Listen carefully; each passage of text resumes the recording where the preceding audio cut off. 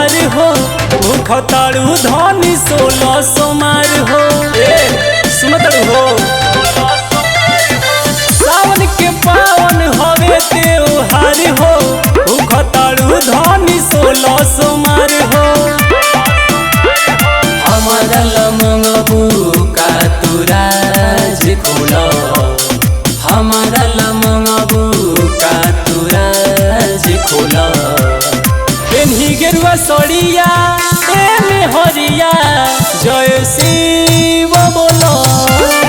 पेन्ही गेरुआ सड़िया में हरिया बोल बम बोलो।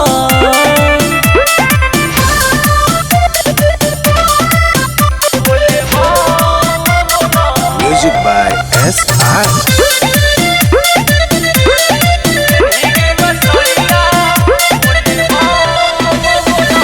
देखी कमरियन के निकलल जुलूस हो मन हमार बड़ी भइल बखुश हो।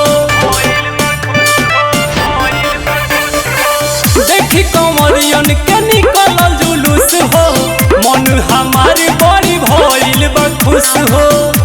मगन होके बाबा के भगती में डोला, मगन होके बाबा के भगती में डोला। पेन्ही गेरुआ सड़िया में हरिया जय शिव बोला। पेन्ही गेरुआ सड़िया में हरिया बोल बम बोला।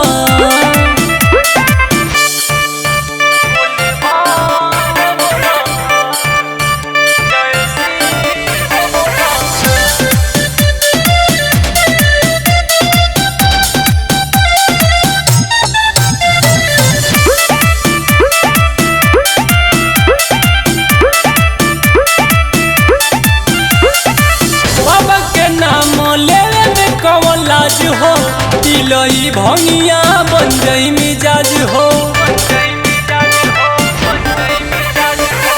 बाबा के नाम लेवे में कौन लाज हो दिलई भंगिया बन जाई मिजाज हो। जितेंद्र सुहान कहे मुँह खोला, आशिक जितेंद्र कहे मुँह खोला। पेन्ही गेरुआ सड़िया में हरिया जय शिव